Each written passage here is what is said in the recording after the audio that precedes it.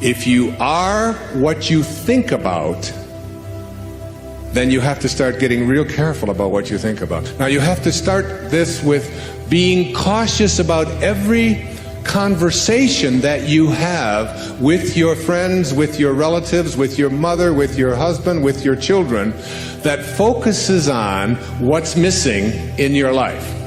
If you want to attract that into your life, but you're talking about what's missing and thinking about what's missing, understand that what you think about is what expands. You will continue to expand more of what's missing, and you'll continue to attract what's missing in your life. I never talk about what's missing in my life. I only put my attention on what I intend to create. Whatever it is that you would like to attract into your life, know that it's on its way. As you begin to shift the way that you think and have an anticipation that this thing is going to work out for you, you can only act upon your thoughts. And as you get these higher and higher thoughts, what happens is that the thought is now more aligned with what it is you want to attract, and then you start acting upon that thought. In other words, call it the universe, whatever you want, begins to conspire with you. You're in collaboration with what it is that you want to attract. You don't put your attention on what's missing.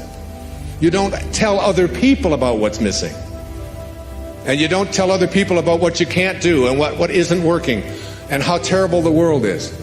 You have got to get yourself to a place where you don't allow yourself to have violent thoughts come into your consciousness. That means you got to watch the movies you're watching. That means the games that your children are playing, video games, have got to be monitored and removed when they have violence built into them. It means that you don't watch the news and you don't read the stories, endlessly reaffirming what a terrible place this world is. It is not a terrible place. It's a perfect place. It's a beautiful place. And you don't have to fill yourself with that kind of energy.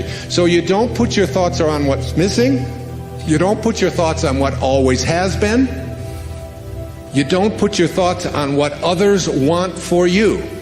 You don't have to put your attention on any thought that is out of harmony with the relationship that you would like to have in any moment of your life. Every moment of your life, this choice is yours. You can either be a host to God or a hostage to your ego. It's your call. I think your dreams deserve 5 minutes in the morning before you let the world in. No one can live without a routine. You just forget that. If you guys don't have a routine, I would recommend, you get one going, because you cannot be mentally healthy without a routine. You need to pick a time to get up. Whatever time you want, but pick one and stick to it, because otherwise you dysregulate your circadian rhythms and they regulate your mood.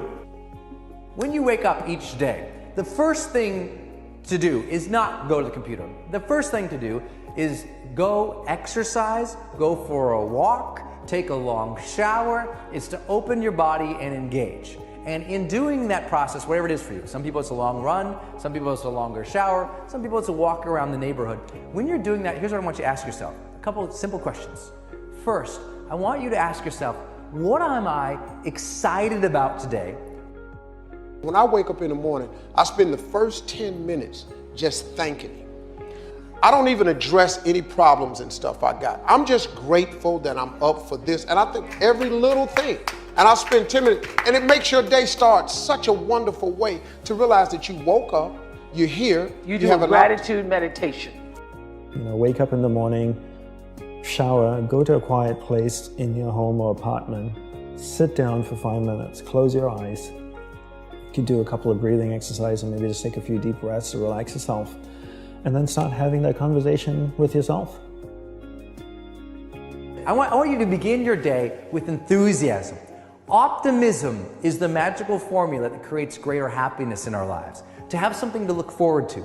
steal away someone's vision for a good future, and you quickly see them fall into depression. But when we have a great connection to something in the future that we look forward to, even if it's just this day, that creates the charge within us. So walk around, take your laps, do whatever you have to do in the morning, but ask yourself, what is it that I'm excited about today, or could be enthusiastic about today? This is a really good day. My vortex is full of manifested potential. My vortex is a now reality that I can feel my way into. Today I intend to feel exhilaration about things not yet manifested, because I understand the reality of them. You must come up with a morning routine that you do every single morning, or at least more mornings than not, that puts you in control of yourself and in control of your day. This is what I do, and I cannot explain the power that I get from starting my day off and being bigger than my excuses and being in control. First and foremost, wake up on time. When that alarm goes off, get your butt out of bed. 5, 4, 3, 2, 1, go. Why is that important for persistence? The reason why is because the first decision that you're making of the day is to actually get up and get moving. That means you are persistently bigger than your excuses. You are persistently bigger than feeling lazy.